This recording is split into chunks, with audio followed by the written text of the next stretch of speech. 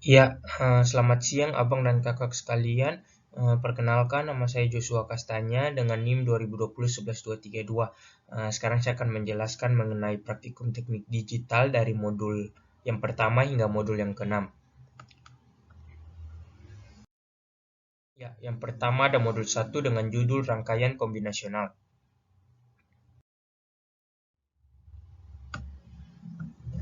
Jadi, harga peubah atau variabel logika pada dasarnya hanya dua, yaitu benar atau true dan salah atau false.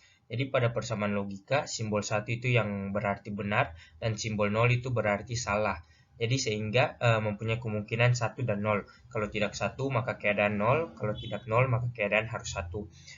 Jadi secara umum dalam aljabar boleh dan peubah yang aktif adanya tegangan 0 volt atau biasanya diberikan garis komplement di atasnya.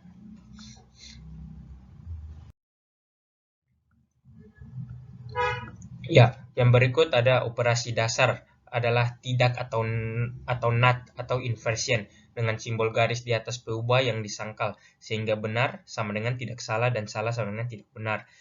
Gerbang elektronika ini berfungsi menindakkan hal ini adalah gerbang NOT atau inverter. Jadi saat masukkan gerbang NOT dinamakan A dan keluarnya gerbang dinamakan set, maka hubungannya ditulis sebagai set sama dengan A bar.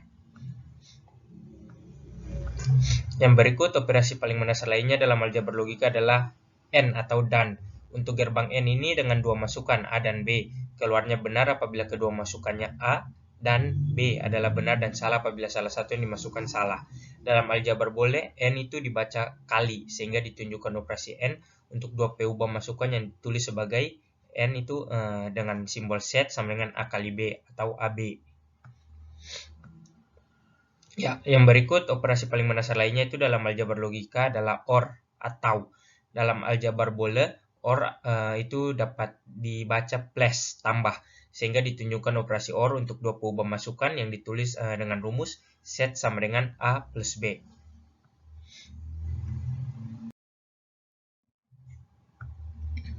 Nah, selain itu juga ada gerbang NAND atau NOT AND, juga bisa dipandang sebagai gabungan antara AND dan gerbang NOT pada keluarannya. Lambang NAND ini adalah N dengan lingkaran kecil di keluarannya dapat dilihat pada gambar di tengah. Untuk masukan A dan B, persamaan keluaran daripada gerbang NAND yaitu NAND set sama dengan A dikali B bar. Yang berikut gerbang NOR atau NOT OR adalah komplement dari keluaran OR. Ini sebagai gerbang OR yang di keluarannya diberi gerbang NOT. Lambang NOR adalah OR yang ditambah lingkaran kecil pada keluarannya. Kita dapat lihat juga di gambar di tengah. Untuk masukan A dan B, persamaan keluar daripada gerbang NOR yaitu rumusnya set sama dengan A bar plus B bar. Yang berikut juga ada XOR atau exclusive OR. XOR ini hanya akan berlogika satu bila kedua masukannya tidak sama. Sedangkan selanjutnya juga XNOR atau exclusive NOR. Biasa disebut equivalence, hanya akan berlogika satu bila kedua masukannya sama. Ya, next kita masuk ke modul 2 dengan judul flip-flop dan counter.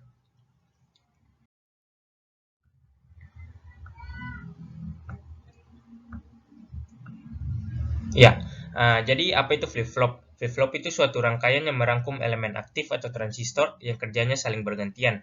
Ini juga merupakan suatu rangkaian yang keluarannya tidak tergantung dari kombinasi masukan, tapi juga dipengaruhi kondisi keluaran sebelumnya. Ini bersifat bistable, yang dimana dua kondisi stabil, 0 atau 1, yang akan tetap stabil dan tidak akan berubah jika tidak ada pemicu atau input yang masuk. Selanjutnya ada counter. Counter ini disebut juga pencacah atau penghitung yang rangkaian logikanya sekuensial yang digunakan untuk menghitung jumlah pulsa yang diberikan pada bagian masukan. Tersusun atas sederetan flip-flop yang dimanipulasi sedemikian rupa dengan menggunakan peta Carnot sehingga pulsa yang masuk dapat dihitung sesuai rancangan.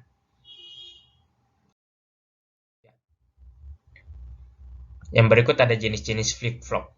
Yang pertama ada RS flip-flop. Gambarnya kita dapat dilihat memiliki dua masukan dan dua keluaran. Ini juga mempunyai dua inputan yaitu S atau set dan R atau reset dan dua output yaitu key dan key action. Yang berikut itu ada JK flip-flop. Jadi JK flip-flop ini dianggap sebagai flip-flop universal karena mempunyai dua sifat unik, yaitu yang pertama, jika kedua data input 0, tidak akan terjadi perubahan pada output meskipun diberikan output tetap.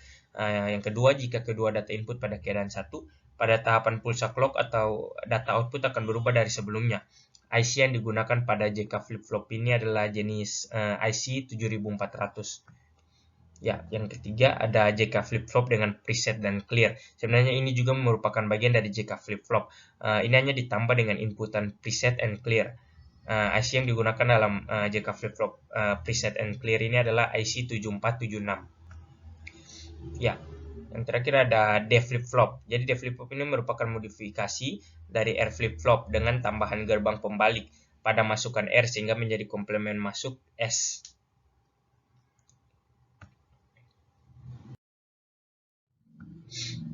Ya, yang berikut ada jenis-jenis counter. Yang pertama ada synchronous counter.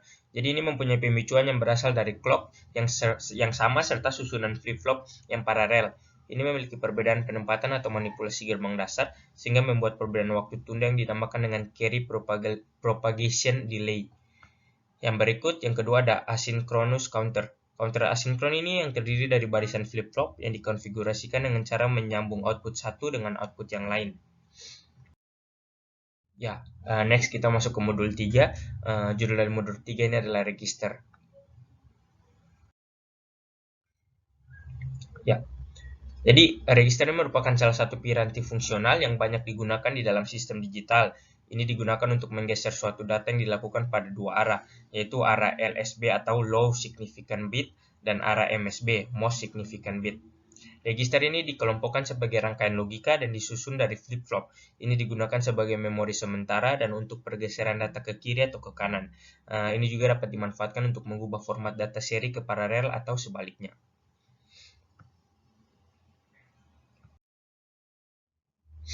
Ya, yang berikut jenis-jenis register. Yang pertama ada SIPO atau Serial Input Parallel Output. Jadi ini akan menggeser data seri dan mengeluarkannya dalam format paralel tanpa mengubah nilai data tersebut. IC pada jenis ini adalah IC 74164. Kemudian ada pun fasilitas yang disediakan yaitu MR atau Master Reset untuk proses inisialisasi yang dimana semua keluaran dipaksakan ke nilai 0. Kemudian ada CP atau clock, pulsa pewaktu yang dipergunakan untuk menggeser data serial ke format paralel. Kemudian ada AB atau dua masukan. Dia merupakan masukan data serial karena A dan B di N, sehingga tidak digunakan untuk mengumpan data masukan dan diberi nilai 1 agar data pada sisi masukan lainnya benar. Ya, yang berikut juga ada PIPO atau Parallel Input Parallel Output. Jadi semua bit data terbaca secara paralel pada keluaran setelah data diberikan pada masukan secara paralel. Pemasukan bit data secara paralel ini dilakukan secara bersamaan dengan memberikan satu kali clock, maka data akan disimpan oleh flip-flop. Jumlah bit data adalah 8 bit dengan kombinasi nilai yang tersimpan itu adalah terbatas rendah 000, 0000B sama dengan 0, D, dan batas tertinggi adalah 111, 111B sama dengan 255D. Ya, jenis register yang berikut tuh juga ada SISO, Serial Input, Serial Output. Jadi ini tidak akan mengubah format data karena data input seri dan keluarnya dalam format seri juga. Yang berubah adalah nilai dari data tersebut. Dasar register 4 bit dapat dirangkai dengan menggunakan 4D flip-flop. Next, ada PISO atau Parallel Input Serial Output. Jadi ini hanya mengubah format data paralel menjadi seri tanpa harus mengubah nilai dari data tersebut. Ada dua mode dari rangkaian tersebut, yaitu mode tulis atau Parallel Input yang berlogika 0 dan mode geser atau Serial Output yang berlogika 1. Kemudian ada juga shift register universal. Jadi register ini biasa menyimpan data dan menggeser data ke arah kanan dan kiri secara bersamaan dengan kemampuan beban paralel atau register universal. Ini biasa digunakan untuk melakukan operasi input atau output dalam mode serial dan paralel. Ya, next kita masuk ke modul 4. Judul dari modul 4 ini adalah decoder.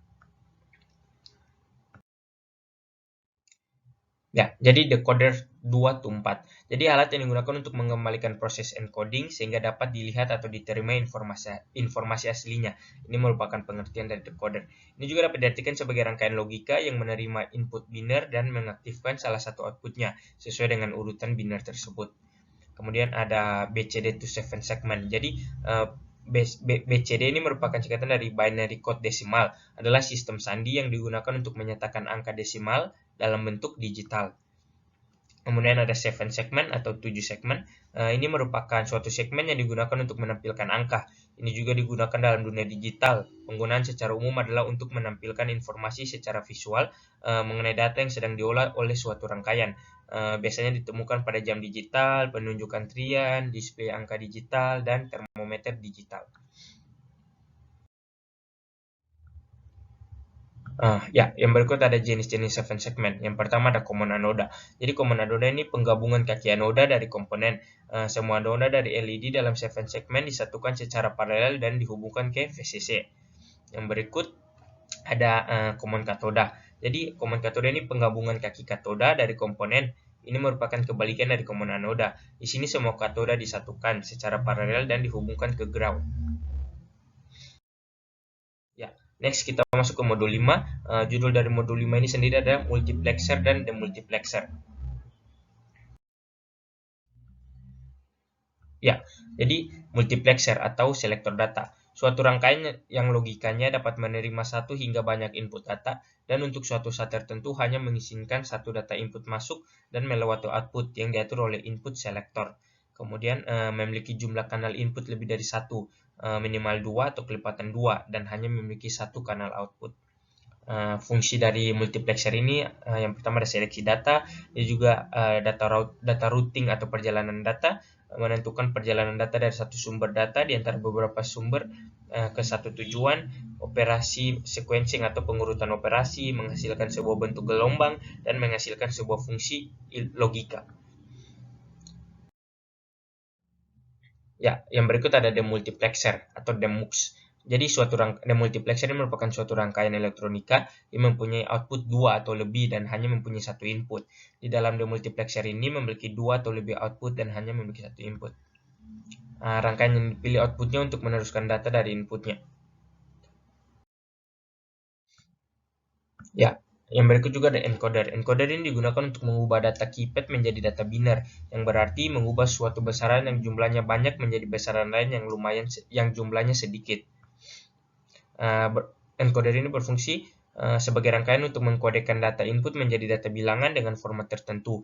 Encoder ini akan mengkodekan setiap jalur input yang aktif menjadi kode bilangan biner.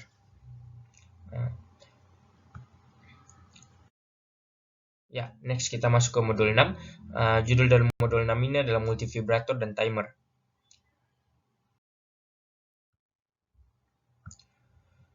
Ya, multivibrator. Jadi multivibrator ini adalah rangkaian elektronik terpadu yang digunakan untuk menerapkan variasi dari sistem dua keadaan atau two-state system yang dapat menghasilkan suatu sinyal kontinu yang bisa digunakan sebagai pewaktu atau timer dari rangkaian sekuensial, beroperasi sebagai osilator, yaitu sebagai rangkaian pembangkit sinyal yang dimana sinyal yang dihasilkan pada keluaran akan berbentuk gelombang persegi atau square wave.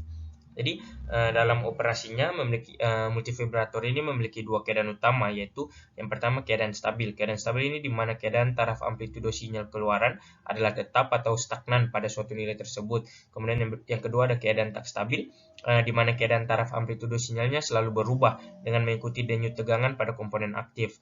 Ini dipengaruhi pada waktu laju pengisian atau pengosongan kapasitor.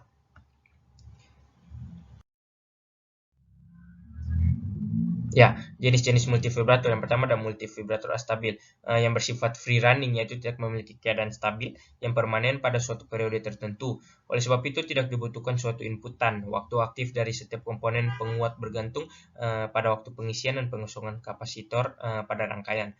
Kemudian yang berikut ada multivibrator monostabil, yaitu multivibrator yang memiliki satu kondisi stabil dan satu kondisi tak stabil. Ini juga mempunyai satu buah input denyut pemicu yang bisa mengubah keadaan stabil dan tak stabil. Yang ketiga itu multivibrator bistabil. Jadi multivibrator bistabil ini memiliki dua keadaan stabil dan tidak adanya waktu pengisian atau pengosongan karena tidak memiliki kapasitor, sehingga waktu aktif dari komponen penguat diatur oleh pemicu eksternalnya. Multivibrator ini memiliki dua keadaan set dan reset yang menyebabkan pada keadaan awal komponen aktif itu dapat menghantar. Ya, yang berikut ada timer 555. Timer ini merupakan jenis IC yang digunakan untuk berbagai rangkaian elektronika yang memerlukan fungsi pewaktu dan multivibrator di dalamnya. Jadi IC pewaktu yang umumnya dijumpai IC 555 ini dikembangkan oleh Hans R. Chamensit pada tahun 1970-an. IC55 ini terdiri dari kaki-kaki berikut. Yang pertama ada GND atau ground. TRIG digunakan untuk memicu output menjadi high out atau keluarannya, reset atau untuk mereset, con atau pengatur tegangan. THRES membuat output menjadi low, disch terhubung dengan kapasitor untuk menentukan lama waktu, dan VCC sebagai sumber tegangannya. Rumus dasar yang digunakan adalah ada rumus TD sama dengan 1,1 RC dengan keterangan TD itu waktu tunda atau satuannya second, R besarnya resistansi satuannya ohm, C besarnya kapasitansi satuannya farad. Ya, mungkin saja itu penjelasan dari modul 1 sampai modul 6 dari saya. Untuk apabila ada salah kata kurangnya mohon dimaafkan abang dan kakak. Sekian presentasi saya. Terima kasih dan selamat siang abang dan kakak.